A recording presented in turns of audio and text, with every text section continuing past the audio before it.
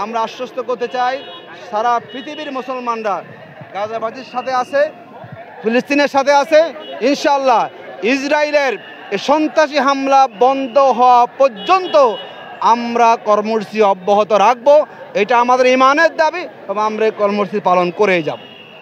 কি মনে করছেন যে ইন্টারন্যাশনাল ভাবে সমগ্র বিশ্বে যেহেতু সাড়া দিয়েছে এই মুহূর্তে, আমাদের বাংলাদেশে যে বর্তমান সরকার, অন্তর্বর্তীকালীন সরকার ডক্টর ইউনূস, তার পদক্ষেপ কতটুকু নিয়েছে, এতটুকু আপনি কি আমরা মনে করি উনি নিঃসন্দেহে পজিটিভ পদক্ষেপ গ্রহণ করবেন এবং আজকের এই সমাবেশ আমরা মনে করি সরকারেরও এখানে সমর্থন আছে এবং সরকারের সমর্থন নিয়ে সারা দেশ থেকে আজকে মুসলমানরা ঐক্যবদ্ধ হচ্ছে। আমরা আহ্বান জানাবো আজকের এই সমাবেশের চিত্রকে বাংলাদেশের 18 কোটি মানুষের সেন্টিমেন্ট মনে করে অন্তর্বর্তীকালীন সরকার তার রাষ্ট্রীয় পদক্ষেপ গ্রহণ করবেন এবং রাষ্ট্রীয়ভাবে যা সুযোগ থাকবে তারা সেই সুযোগ গ্রহণ করে ফিলিস্তিনের ভাষায় তারা দাঁড়াবেন, এটা আমি প্রত্যাশা করছি।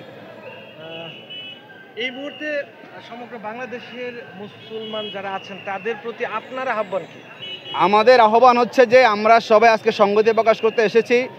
আমরা প্রতিবাদ জানাবো আমাদের জায়গা থেকে, তাদের পাশে আমরা দাঁড়াবো এবং বিশেষ করে বাংলাদেশে সহ সারা পৃথিবীতে ইসরায়েলি পণ্যের সয়লাভ আছে। আমরা যদি এই উদ্যোগটা গ্রহণ করি যে বাংলাদেশের আমরা 18 কোটি মুসলমান আমরা 1 টাকারও ইসরায়েলি কোনো পণ্য আমরা ক্রয় করব না, এটা হচ্ছে আমাদের প্রাথমিক পদক্ষেপ। আমরা মিছিল করব, পদক্ষেপ নিব এবং যেই রাষ্ট্রগুলো ইসরায়েলকে আজকে সাপোর্ট দিচ্ছেন তাদের বিরুদ্ধে আমরা প্রয়োজনে মার্চ ঘোষণা করব। আমরা চাই না মুসলমানদের রক্ত নিয়ে ইসরায়েল হোলি খেলবে আর বিশ্বের মোড়লরা সমর্থন দেবেন।